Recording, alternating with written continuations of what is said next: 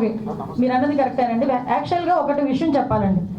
Raptadu MLA గారు ఎన్ని ఒకసారి మీరు రాప్తాడ్ ఎమ్మెల్యే రెచ్చగొట్టేటట్టు మాట్లాడినా, మత విద్వేషాలు రెచ్చగొట్టేటట్టు మాట్లాడినా, సోషల్ మీడియాలో పోస్టులు పెట్టినా తగిన చర్యలు అయితే ఉంటాయి. మేము మంచితనంగా అది మీకు మంచితనంగా కనిపిస్తే నిజంగా చాలా అదృష్టవంతులమే. కనపడతారు ఒకే ఒక కారణంతో గౌరవ ముఖ్యమంత్రి గారి ఆదేశాల మేరకు డీసీపీ గారు అందరూ కలిసి సుమారుగా 1100 మందిని అక్కడ డిప్లాయ్ చేశాం. వాళ్ళు డిప్లాయ్ చేయడమే కాదు, ప్రతి ఒక్కరికి కూడా వాళ్ళకి అక్కడ బాడీ ఆన్ కెమెరాస్ కానీ, రోప్ పార్టీస్ కానీ, మళ్ళీ పబ్లిక్ అడ్రస్ సిస్టమ్స్ కానీ, డ్రోన్స్ కానీ, ఏరియల్ సర్వేలెన్సెస్ గురించి డ్రోన్స్ కానీ, ఫైర్ టెండర్స్ కానీ, అంబులెన్సెస్ కానీ, గ్యాస్ గన్స్ కానీ ఇవన్నీ కూడా పెట్టుకున్నాం. అంటే సాధారణంగా ఒక విఐపి వచ్చినప్పుడు ఎటువంటి ట్రీట్మెంట్ చేసుకుంటామో ఆ ట్రీట్మెంట్ అంతా కూడా ఒక సాధారణ ఒక పులివెందుల ఎమ్మెల్యేకి కూడా కేవలం ఎక్స్-సీఎం అనే కారణంతో మేము ఇవ్వడం కూడా జరిగింది. ఆ సంగతి కూడా మీరందరూ కూడా గమనించాలి. అదేవిధంగా సుమారుగా 7/4/2025 అంటే నిన్న ఇన్సిడెంట్ కన్నా మొన్న ఎస్పీ గారు చాలా క్లియర్గా కూర్చుని ఒక మీడియా ద్వారా వాళ్ళని పర్సనల్గా కూడా వైసీపీ నాయకుల్ని పిలిపించి ప్రాబ్లం ఎదురయ్యేటట్టుంది, ఎక్కువ మందిని మీరు మొబిలైజ్ చేయడం, వాట్సాప్స్లో కూడా ఇంతమంది రండి అంతమంది రండి, పోలీసులు కనుక మిమ్మల్ని అడ్డుకుంటే నడుచుకొని రండి లేకపోతే పరిగెత్తుకుంటూ రండి అని చెప్పి వాట్సాప్లో కూడా మెసేజ్లు చాలా మంది వైసీపీ నాయకులు రెచ్చగొట్టే ధోరణిలో అవన్నీ పెట్టారు. వాటి నేపథ్యంలో ఎస్పీ గారు కూడా అది చాలా నేరో రోడ్, పక్కన ఒక చెరువు ఉంది, ఒక పక్క చూస్తే కొన్ని 2-3 విలేజ్లు చాలా సెన్సిటివ్ విలేజెస్ ఉన్నాయి కాబట్టి అక్కడ మీరు వచ్చేటప్పుడు కూడా ఎక్కువ మందిని మొబిలైజ్ చేయడం కానీ, అదేవిధంగా కొంచెం అక్కడ లా అండ్ ఆర్డర్ సిచ్యువేషన్ని కొంచెం కంట్రోల్ చేయడం కానీ, అక్కడ సెక్యూరిటీ పర్పస్లో కూడా ఎక్కడ కూడా ఇబ్బంది లేకుండా పరిస్థితి చూసుకోవాలి, సెక్యూరిటీ పరంగా మేము చూసుకుంటాం, బ్యారికేడ్స్ అవి కూడా జాగ్రత్తగా చేసుకోవాల్సిన బాధ్యత మీది అని చెప్పి ఆ వైసీపీ నాయకులకి అందరికీ కూడా చాలా క్లియర్గా చెప్పారు. ఆఖరికి హెలీప్యాడ్ దగ్గర వేసిన బ్యారికేడ్స్ కూడా చాలా ఎందుకు పనికిరాకుండా ఇలా గట్టి కదిపితే పడిపోయేటట్టుగా ఉన్నాయనే సంగతి మా డిపార్ట్మెంట్ వాళ్ళు ఎవరైతే అక్కడ బ్యారికేడ్స్ వేశారో వాళ్ళకి కూడా చెప్పడం జరిగింది. అంటే ఇక్కడ ఇవన్నీ ఒకసారి మనం అబ్జర్వ్ చేసుకుంటే డాట్ కనెక్ట్ చేసుకుంటే కావాలని అక్కడ ఒక సీన్ క్రియేట్ చేయడానికి, లా అండ్ ఆర్డర్ విషయంలో అక్కడ గవర్నమెంట్ ఫెయిల్ అయిందని చెప్పడానికి ఒక ముందస్తు ప్రణాళికను ఏర్పాటు చేసుకొని అక్కడ వైసీపీ నాయకులు కానీ ఎవరు ఆధ్వర్యంలో చేశారు, ఒక క్రిమినల్ పాలిటిక్స్లో ఉంటే ఎలాంటి ఆలోచనలతో ముందుకు వస్తారో అలాంటి ఆలోచన కలిగిన జగన్మోహన్ రెడ్డి ఆధ్వర్యంలో అక్కడున్న వైసీపీ నాయకులు కూడా యథా రాజా తదా ప్రజ అన్నట్టుగా వాళ్ళు చేసిన పరిస్థితి. ఇవే కాకుండా హెలీప్యాడ్ దగ్గర సుమారుగా 250 మంది పోలీసులను పెట్టామండి ఒక్క హెలీప్యాడ్ దగ్గర.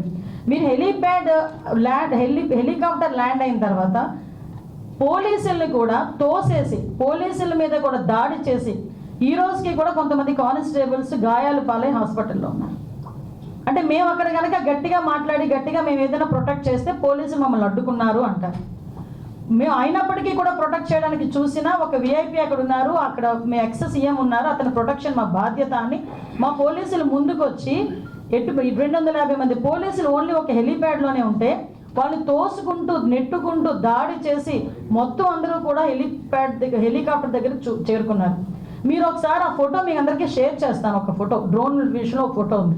అసలు హెలికాప్టర్ ల్యాండ్ అయిన తర్వాత ఇంచుమించుగా మినిమం 50 మీటర్ల 100 మీటర్ల వరకు కూడా ఎవరు రారు కూడా, ఎందుకంటే వింగ్ పొజిషన్ ఉంటుంది, మళ్ళీ ప్రాబ్లం అవుతుంది, సెక్యూరిటీ పర్పస్ కూడా ఉంటుంది. అంటే వాళ్ళు మాకు వచ్చిన కొంత సమాచారం మేరకు అక్కడికి వెళ్ళి వీళ్ళు కూడా హెలికాప్టర్ని ధ్వంసం చేయడానికి కూడా సిద్ధపడ్డారు. ఎందుకు ఇవన్నీ జరుగుతున్నాయి? తిరిగి అతగాడు హెలికాప్టర్ నుంచి వెనకాతలకి హెలికాప్టర్లో వెళ్ళకూడదు, అతను బై రోడ్ వెళ్ళాలి. దానికి ఏ రకంగా చేయాలని ముందస్తు ప్రణాళిక అంతా చేసుకున్నారు. పైగా ఈరోజు పోలీసుల్ని మీరు తప్పుపడుతున్నారు.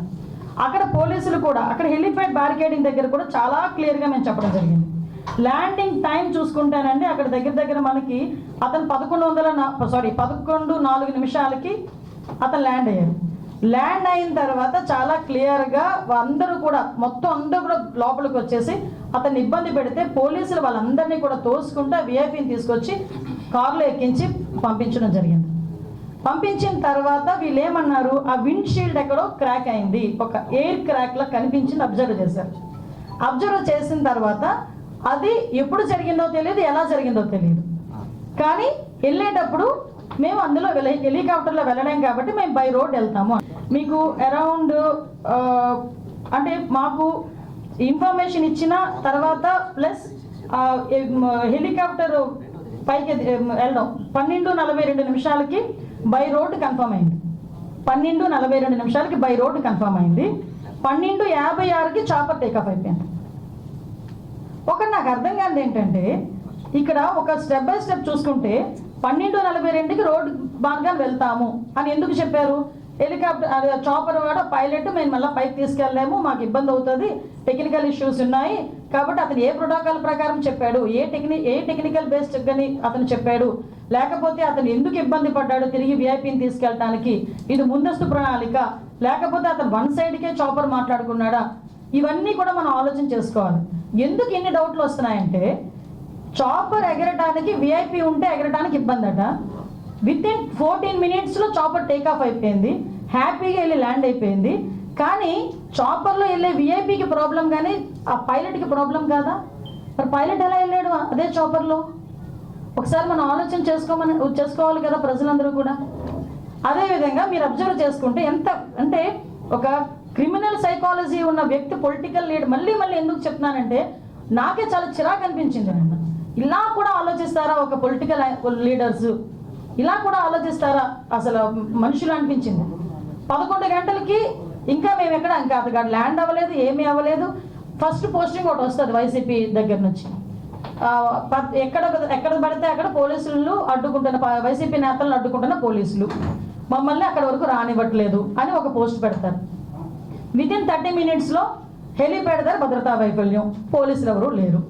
అక్కడేమో పోలీసులు ఉన్నారంటాం, ఇక్కడేమో పోలీసులు లేరంటాం. అసలు ఎలాగ జనాల్ని ఎలా సైకలాజికల్గా వాళ్ళు ట్యూన్ చేయడానికి ప్రయత్నం చేస్తున్నారని చెప్పడానికి మీకు ఒక ఉదాహరణ చెప్తున్నా. మళ్ళీ బయటకు వచ్చి ఓకే ఇదంతా జరిగింది, తర్వాత బయటకు వచ్చి ప్రెస్ మీట్ పెట్టారు. ఆయన ఇంచుమించుగా 11:04 ల్యాండ్ అయ్యారు. డిపార్చర్ 11 గంటల 15 నిమిషాలకి డిపార్చర్ అయ్యారు. అక్కడ నుంచి పాపిరెడ్డిపాలెం వెళ్ళారు, అక్కడ విక్టిమ్ హౌస్కి వెళ్ళారు, ఇంపాక్ట్ అయ్యారు, బయటకు వచ్చి ప్రెస్ మీట్ పెట్టారు. బయటకు వచ్చి ప్రెస్ మీట్ పెట్టి ఎలా మాట్లాడారు, ఏం మాట్లాడారు అన్నది ప్రపంచం అంతా చూశారు నిన్న. అదంతా ఆ ప్రెస్ మీట్ అంతా చూస్తూ ఉంటే, ప్రెస్ మీట్లో జగన్మోహన్ రెడ్డి ఆ ప్రెస్ అతని మాటలు ఒక చెవిలో వినిపిస్తూ ఉంటే మైండ్లో రన్ అవుతుంది. ఏంటి రన్ అవుతుందో తెలుసా ప్రజలందరికీను? ఇదే జగన్మోహన్ రెడ్డి లాస్ట్ 5 సంవత్సరాలు చేసిన అరాచకాలన్నీ ప్రజల మైండ్లో రివైండ్ అవుతున్నాయి. ఎలా రివైండ్ అవుతున్నాయి? మాట్లాడితే లా అండ్ ఆర్డర్ లేదు, లా అండ్ ఆర్డర్ లేదు, లా అండ్ ఆర్డర్ లేదు. అసలు నాకు అర్థం కాలేదు. ఇంతకు ముందు చంద్రబాబు నాయుడు గారు ప్రతిపక్ష నేతగా ఉండేటప్పుడు చలో ఆత్మకూరు అని చెప్పి పిలిపిస్తే నువ్వు ఇంటి దగ్గరకు వచ్చి తాడులు కట్టి, గేట్లకు తాడులు కట్టి ఆయన హౌస్ అరెస్ట్ చేసిన పరిస్థితి కూడా మర్చిపోయాడు ఆయన ఏమైనా? ఒక పక్క నుంచి చూస్తే అదే సందర్భంలో వైజాగ్ వచ్చి ఆయన వైజాగ్ టూర్ పెట్టుకుంటే ఎయిర్పోర్ట్ నుంచి బయటకు రానివ్వకుండా గూండాలను పెట్టి అతని మీద దాడి చేయించిన పరిస్థితి మర్చిపోయారా Jaganmohan Reddy? Law and order గురించి మాట్లాడుతున్నాడు ఆయన. నేను ఇప్పుడు ఆయన ఎక్స్ సీఎంగా చంద్రబాబు నాయుడు గారు ఉన్నప్పుడు ఆయన చేసిన అరాచకాల్లో ఏదో మచ్చుకు కొన్ని చెప్తున్నా.